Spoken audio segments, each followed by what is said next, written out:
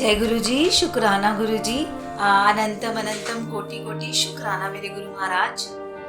जय गुरु जी। संगत जी, कैसे हैं आप सब लोग? बहुत बढ़िया।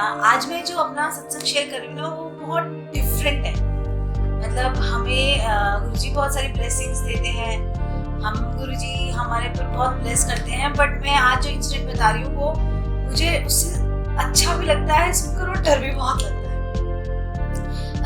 क्या हुआ, हम लोग घूमने के लिए श्रीनगर गए।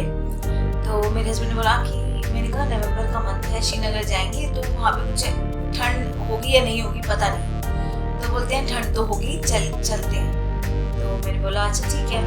फिर मैंने क्या किया, मैंने गुरु जी को जो शॉल पहनाती हूँ, मैंने गुरु जी को बोला गुरु जी आप भी साथ चलिए। तो गुरु जी से मैंने बोला गुरु जी आप भी साथ चलिए सत्संग घूमने जाने के लिए।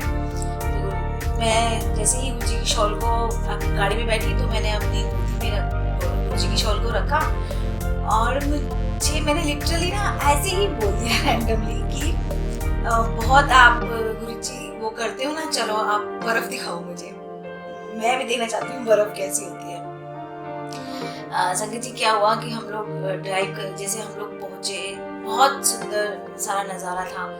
जब हम वहाँ जाके पहुंचे और एक जगह ऐसी आई जहाँ से हम लोग गलत चले गए और हमें किसी ने कहा भी नहीं कि आप लोग गलत जा रहे हो, जबकि नीचे कॉर्नर पे बहुत सारे CRPF के जवान वगैरह, सैनिक वगैरह खड़े थे। बट किसी ने भी नहीं बोला कि आप गलत जा रहे हो, आप इधर नहीं जा सकते हो। हम लोग रैंडमली चले गए। तो हम लोग ना चले गए, 1-2 किलोमीटर जाने के बाद ना बहुत बर्फ पे बर्फ दिखाई देने लग गई।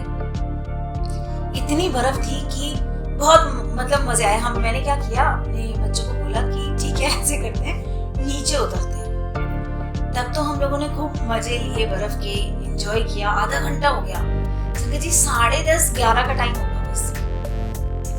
बिल्कुल ना अंधेरा छा गया और बर्फ जो है हमारे मतलब घुटनों तक, हम उसके अंदर धंसते जा रहे हैं।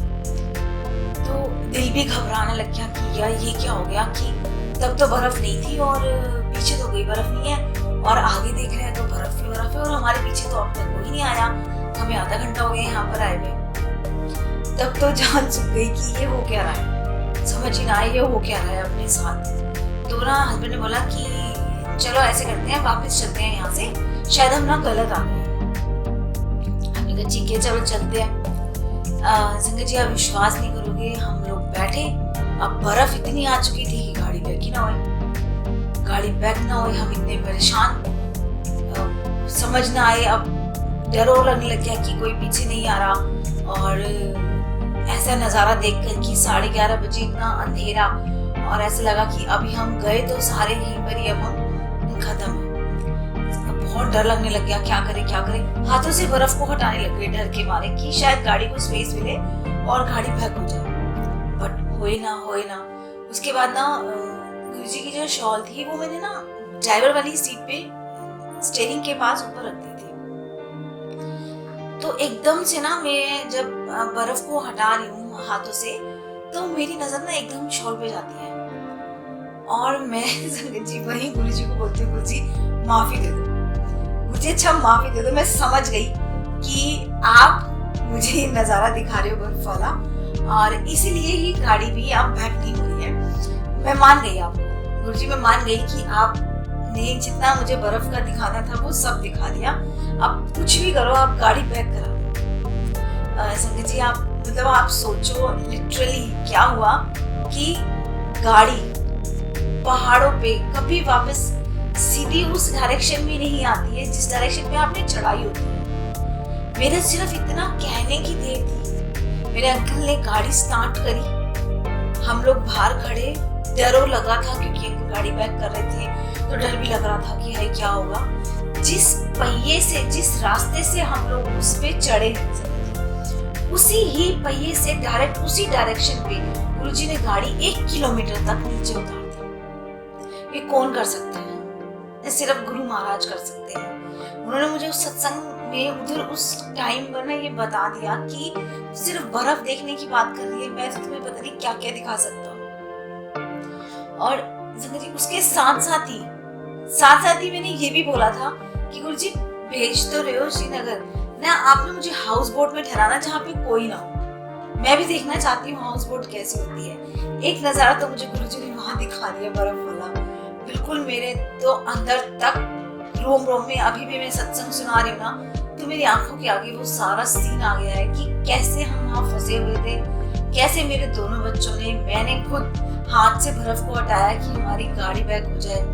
और दूसरी बात कि जब हम श्रीनगर गुरुजी को इतना बोला कि गुरुजी माफ कर दो, बख्श दो, गलती हो गई, देख लिए बर्फ पर नजारे, तो गुरुजी ने एज इट इज गाड़ी देखो वहां से पैक करा दी। जय गुरुजी। और जैसे ही मैंने उन्हें बोला कि श्रीनगर मुझे हाउस बोट चाहिए, पिछली बार मैं हाउस बोट में नहीं रही थी, संगत जी हाउस बोट मिली, इतने सही रीजनेबल रेट पे मिली और खाली मिली, मतलब कोई भी नहीं था।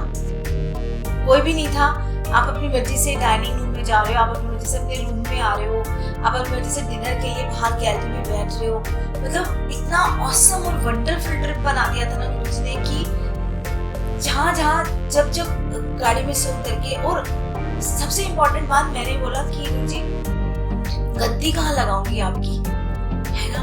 संगत जी आप विश्वास नहीं करोगे, हाउस बोट में जो रूम हमें मिला, सिर्फ उसी रूम में ही एक चेयर थी, ठीक है, और किसी भी कमरे में वैसी चेयर नहीं थी। मैंने वहां जाके शॉल चेयर के ऊपर रखी, तो मैंने बोला जय गुरुजी, शुक्राना गुरुजी यहाँ तक बुलाने के लिए और हमारे साथ आने के लिए। और वो ट्रिप सच में गुरुजी साथ ही, वैसे तो हमेशा ही रहते हैं, लेकिन उस टाइम तो ऐसा लगा जैसे पल पल हर वक्त गुरुजी साथ चल रहे हैं। बहुत अच्छा लगा और चेयर भी गुरुजी के लिए मिल गई और मुझे इतना अच्छा फील हुआ कि गुरुजी चल रहे हैं, गुरुजी साथ चल रहे हैं, गुरुजी लेकर आए हैं। बट गुरुजी ने तो सच में बहुत जबरदस्त नजारा दिखा दिया, बहुत, मतलब गुरुजी से तो कुछ कहते हैं ना, मेरे से बस कह दो, मांगो मत, मैं तुम्हारी सब चीजों को मानता हूँ। तो वाकई में गुरुजी बहुत चीजों को मानते हैं। अगर संगत जी आपको मेरा सत्संग अच्छा लग रहा है, गुरुजी के तो बहुत ढेर सत्संग है ना, सबके साथ होते हैं हर दिन लाइफ में, किसी ना किसी, हर संगत के साथ एक नया सत्संग होता है। हर संगत सोचती है कि ये मेरा सत्संग है, ये मेरा सत्संग है।